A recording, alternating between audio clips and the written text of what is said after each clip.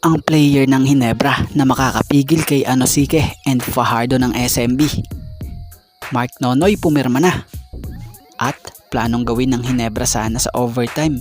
Paano ito pumalpak? At bago nga ang lahat, baka naman po pwedeng makahingi ng isang subscription para sa ating channel or pakifollow na rin po kung nagustuhan nyo ang ating mga basketball update. At kung ito na may makakabigat para sa inyo, kahit isang like and share na lamang po. Maraming salamat po. Bagong player na papasok sa PBA. Pumirma na itong si Mark Nonoy para sa team ng Terra Firma Jeep. At mismong si Mark Nonoy ang nag-update sa kanyang Instagram post na kung ayon sa kanyang caption dito, credit po. Another door has opened and another opportunity to grab. Another journey to conquer and another family to love.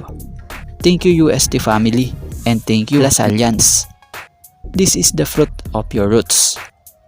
So matatandaan namang etong si Nonoy ay ang kinuha ng Terra Firma sa nakaraang PBA rookie draft sa first round bilang pang number 10 overall pick nila nito lang. Pero bago ito napapasok sa PBA, unang nakilala ito nang maglaro ito sa UAAP para sa team ng UST na siya nga pong na-awardan dito noon bilang Rookie of the Year. At bukod sa UST naglaro rin ito para sa team ng Lasal. And after collegiate playing days ni Mark Nonoy, pumirma ito para sa Liga sa MPBL sa team ng Iloilo United Royals.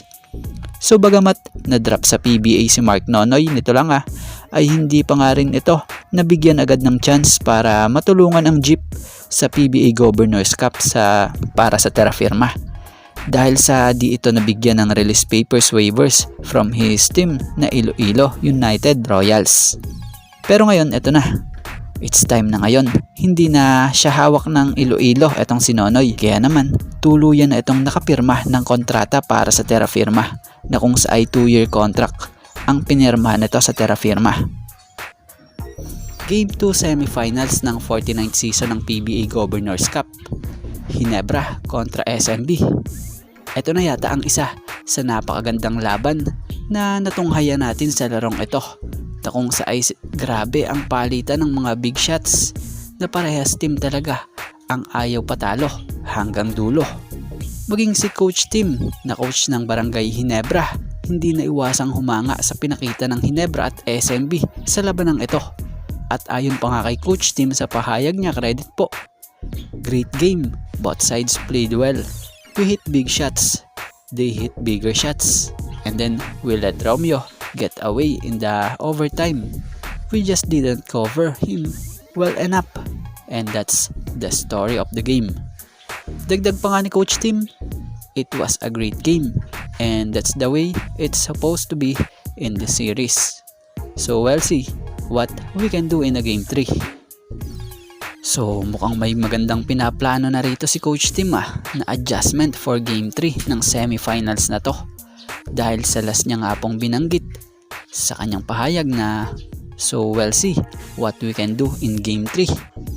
Para bang may laman yung sinabi niyang to na babawi sila sa Game 3. So nakita natin na nakapag-adjust na ang Barangay Ginebra sa pang-ilalim nila dito kay Junmar Fajardo. At ngayon naman, sa tingin naman natin yung panglabas naman ng SMB ang pagtutuon ng pansin ng Ginebra dyan dahil dito sila tinalo sa outside shooting ng SMB. At dito pa rin tayo sa topic natin na to. May isang senaryo tayo rito dyan na napansin kahit tayo napansin talaga natin yung ginawang pagpapalit ng tao ni Coach Tim sa overtime na kung sa ay imbes na si Maverick ang ipasok, itong si RJ yung ginamit niya. So kapansin-pansin naman na gusto nila Coach Tim na takbuhan ang laro rito dahil pansin nilang pagod na si Fajardo at yung import, kaya lang nasabayan. At yung gustong mangyari ni Coach Tim, SMB nga po nakagawa at si Romeo talaga ang nagsalbing tumapos sa larong ito. Pero sa kabilang banda, sayang rin talaga kung si Maverick na lang pinili niya dahil mas tumaas yung kumpiyansa nito, lalo na siya yung nakapagpa-OT nga po sa game. Pero ganun talaga, para sa SMB talaga yung game na yun. At kita naman, lahat ng players ng SMB at ng Ginebra gustong manalo. Kaya dun sa nagsasabi na scripted ito, tumigil na kayo dahil walang bigayang laro rito. Dahil ang gusto ng bawat team rito makapanalo na siya nga pong makapagdala sa kanila sa patungong finals. At mapunta naman tayo rito sa koponan ng Barangay Ginebra.